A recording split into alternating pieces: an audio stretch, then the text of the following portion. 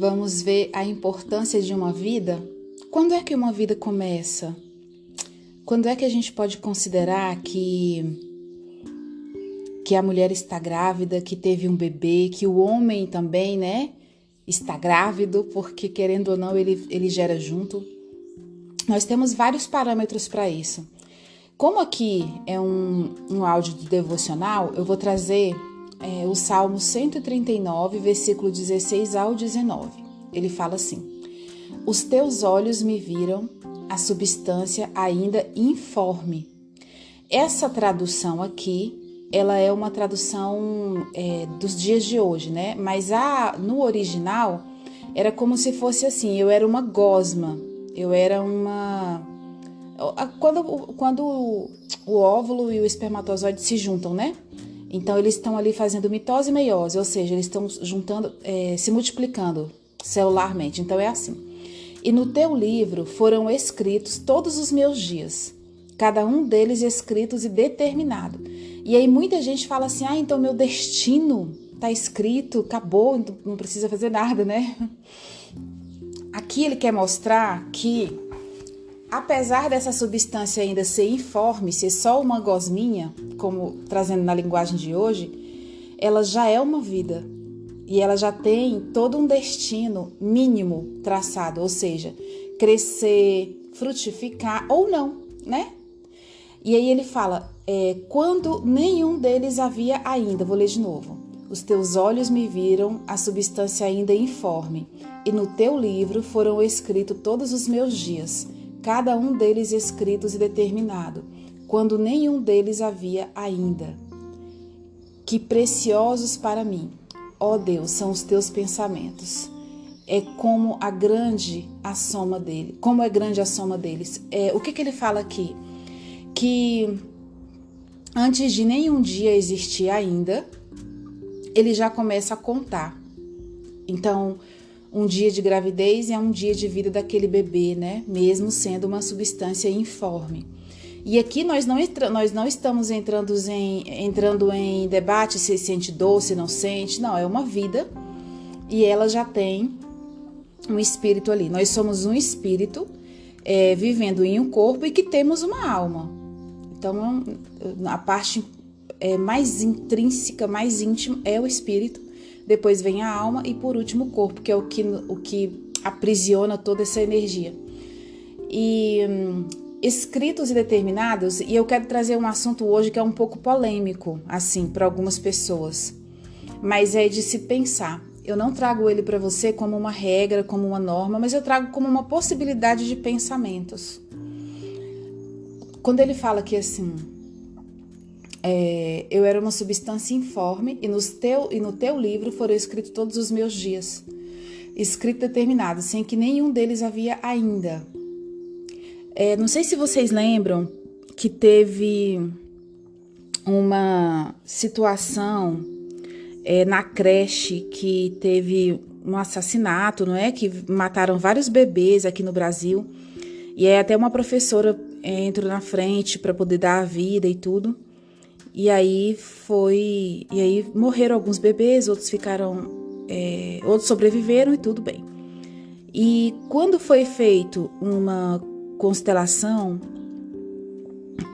dessa situação, os personagens que representavam os bebês falavam assim: era só até aqui mesmo, era só até aqui, né? Já estava certo já o meu caminho. E aí vários livros também do Bert Hellinger, de outros autores que trabalham com a psicogenealogia, com toda essa parte da nossa ancestralidade, infância, juntos com os estudos de Daniel Goleman também, eles mostram claramente que a vida, ela tem um marco, sabe? E Bert Hellinger sempre fala nos livros dele, ele fala assim, era só até ali, o papel daquela pessoa era só até ali. Então, se você tem algum filho seu que morreu, seja que você nem sabe, né? Porque a maioria das mulheres aborta e nem sabe. Juntou o esperma e o óvulo é uma vida, já conta lá como um filho, como um irmão, ela nem sabe. E aí ele é uma vida. O que acontece com aquilo ali? Era só até ali. Existe uma soberania muito maior em relação à vida e que pode trazer uma certa tranquilidade para a gente. Então eu vejo assim, a pessoa fala, meu filho morreu com 1 mês, com 2 anos e tal. Nossa, imagina se ele fosse grande hoje e tivesse filhos. Pois é, mas ele não seria. Era só até ali mesmo.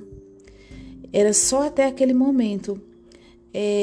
Para preencher um espaço, para trazer alguma situação.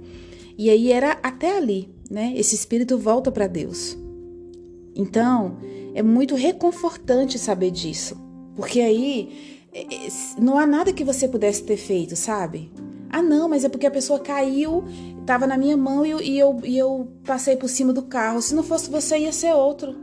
Ia ser outra situação. Então, quando eles estavam nos representantes que falavam assim, como é que você se sente? Tá tudo bem, era só até aqui, tá tudo certo, tá tudo bem. Então, é impressionante isso, sabe? Aquele versículo também de Eclesiastes 6 fala assim, ó, se alguém gerar 100 filhos e viver muitos anos, até avançada idade, e se a sua alma não se fartar do bem, já vou explicar o que é isso, e além disso não tiver sepultura, já vou explicar, digo que um aborto é mais feliz do que ele. Quando ele fala aborto aqui, ele fala alguém que não nasceu. Não é aborto provocado em si, é alguém que não nasceu. Mas aqui tanto faz, né? A pessoa provocou ou então foi natural. Ele está dizendo que aquele bebê que foi é mais feliz do que essa pessoa que viveu, que teve 100 filhos, que viveu um monte de anos, mas ela vive murmurando, ela vive reclamando. A alma dela não transbordou de alegria, de bem, e ela não tem um lugar para se aquietar. Ela vive peregrinando no desespero. Então ele disse assim, um aborto é mais feliz do que ele. O que isso nos traz?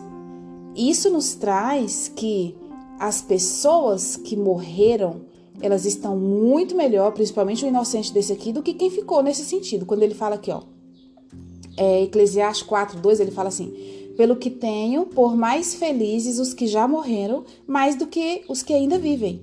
Então ele quis dizer isso, ele quis dizer que está tudo bem, que foi, que teve que, né, já aconteceu o que tinha que acontecer e que pode ir, que está tudo bem, né? A pessoa não está em sofrimento, era para ser daquele jeito, ela só não pode ser esquecida, ela só não pode ser excluída, né? Não é porque ela viveu só um pouquinho que ela não tem direito a um nome, a pertencer à família.